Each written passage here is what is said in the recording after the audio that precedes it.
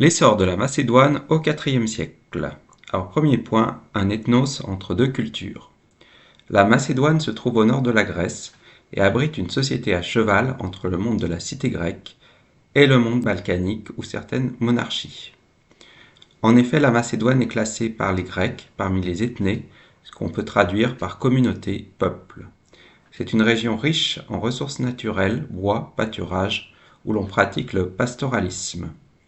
Et c'est une communauté qui n'est pas basée sur la cité, une monarchie comme en Perse, dont le roi est un chef de guerre. Et on ressent un certain mépris des élites de la cité grecque, donc à l'égard du roi Philippe II, par exemple de l'Athénien Démosthène, dans une célèbre harangue, sa troisième Philippique. D'un autre côté, les Macédoniens partagent une culture commune avec les Grecs. Ils parlent un dialecte grec, et leur participation aux compétitions olympiques est attestée par Hérodote.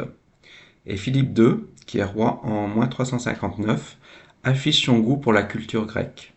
Dans sa cour royale à Pella, il appelle de nombreux artistes et penseurs grecs, et c'est là que réside entre autres le philosophe Aristote, qui s'occupe de l'éducation de son fils Alexandre. Alors une fois roi, Philippe II prend plusieurs décisions. Il réorganise d'abord l'armée en s'inspirant du modèle de Thèbes, avec un armement plus léger, symbolisé par la sarisse, une lance longue et légère pour les troupes terrestres, les phalanges. Il s'inspire également des méthodes des rois perses, de leur art de la poliorcétique, c'est-à-dire de l'art du siège, puisque son armée se munit de machines de guerre assez importantes pour pratiquer le siège des villes. Outre l'armée, il mène une intense activité diplomatique. En 357, il se marie avec la princesse Molos Olympias d'Épire, un territoire à l'ouest de la Grèce, ce qui lui permet d'étendre son royaume et, dans le même temps, d'avoir un successeur, un fils, le futur Alexandre le Grand. Il profite également des rivalités entre les princes locaux thraces ou les peuples balkaniques, au nord et à l'est de la Macédoine, ainsi que des rivalités entre les cités grecques. De 357 à 352, il s'immisce dans la troisième guerre sacrée pour le contrôle de l'Amphictyonie de Delphes, dont la gestion est partagée en différentes cités, en conflit pour le contrôle du sanctuaire. Donc les Thébains et les Thessaliens s'allient à Philippe II contre leur adversaire, les Phocidiens, et c'est l'occasion pour le roi de Macédoine, élu à la tête de la Ligue de Thessalie, d'opérer une avancée spectaculaire en Grèce. Comme les Perses pendant les guerres médiques, il n'est arrêté qu'au fameux défilé des Thermopyles, la porte d'entrée de la Grèce des cités. En 348, son armée arrive à contrôler toute la façade du nord de l'Égée, et de 348 à 342, il contrôle également le territoire de la mer Noire au Danube. Pour le contrer, les principales cités grecques comme Athènes, Sparte ou la Confédération des Achéens sont obligées de s'unir face à son armée. Et face à cette menace, à Athènes, plusieurs courants s'affrontent.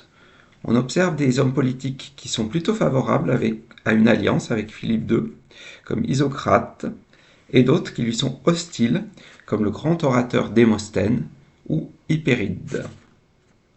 En 342, les citoyens leur donnent raison, puisqu'une ligue se forme afin de contrer l'expansion de la Macédoine et de protéger la route des blés, c'est-à-dire des convois venus de mer Noire dont les Grecs sont très dépendants.